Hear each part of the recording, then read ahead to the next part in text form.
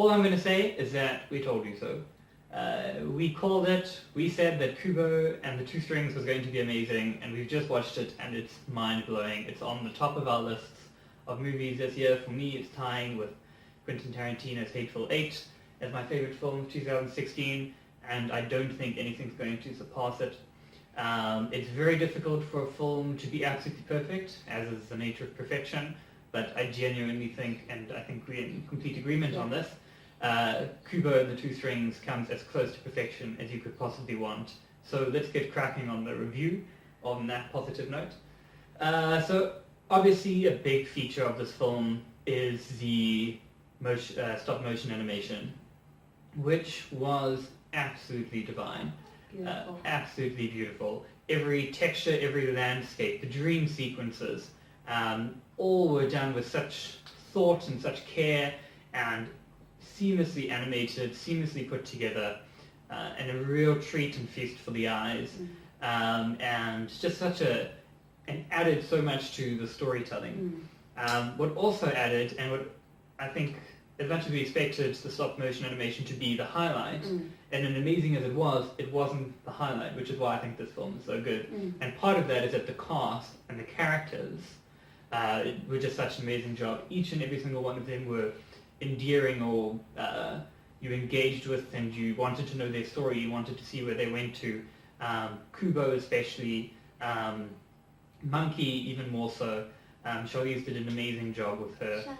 And back to the animation really quickly, like what was really cool is that the way Monkey acted was Charlize. It's perfect. So well done to and those who I animated know, her. Any of you who've seen our videos before know that I'm a Charlize Hardcore Charlize fan.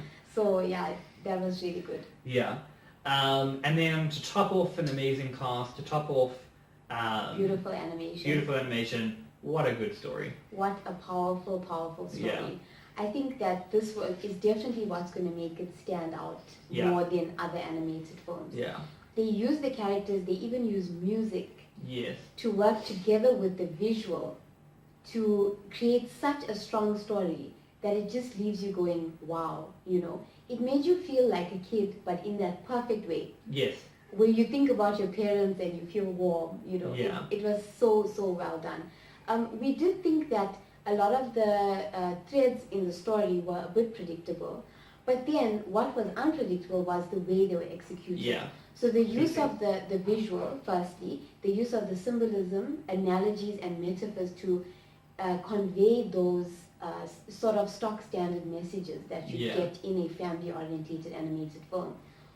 They were just done to perfection. And as much brilliant. And as much as some of the reveals were obvious, they were immediately followed up by something that you're like, I didn't see that coming. Exactly. A very deep emotional storyline. Yeah. Also, you know, it related messages that we all think about, such as family, having community spirit, strength through adversity, themes that you want from an animated feature, but they were just brought to life in such an amazing way that we haven't seen since probably beginning of the 90s Disney. But yeah, it was really deep, really, really deep. Yeah, and you need to sit through the credits just to like recompose and get back into the world, and because this is also a story that you don't want to leave. As much as it ends beautifully and perfectly, and I think the way they left it is exactly how it should have been ended, at least in terms of what Charlie and I think. But you didn't want to let go of the story. It was brilliant. Yeah. And as Matt was talking about the animation, they used the animation to create such good suspense in the story. Yeah. In particular, the scene where Charlize's monkey was fighting with the evil sister, and Kubo was underwater, you know, being attacked by this garden of eyes.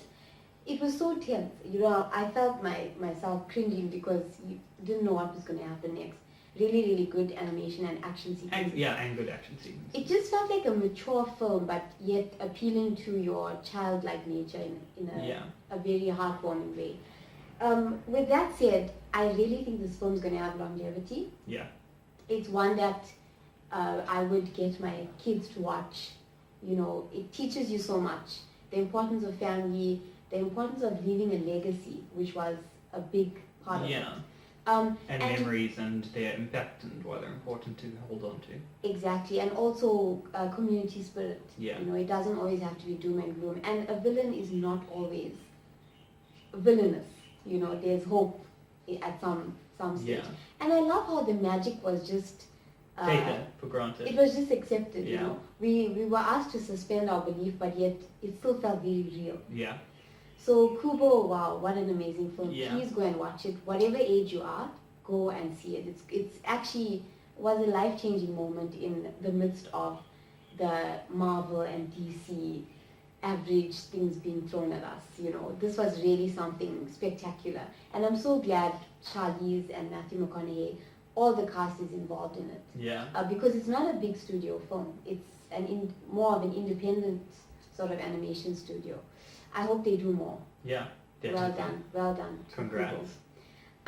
So should we give it thumbs? Yeah, we don't have enough thumbs. We don't have enough. But it has to be 2 because I don't have a third.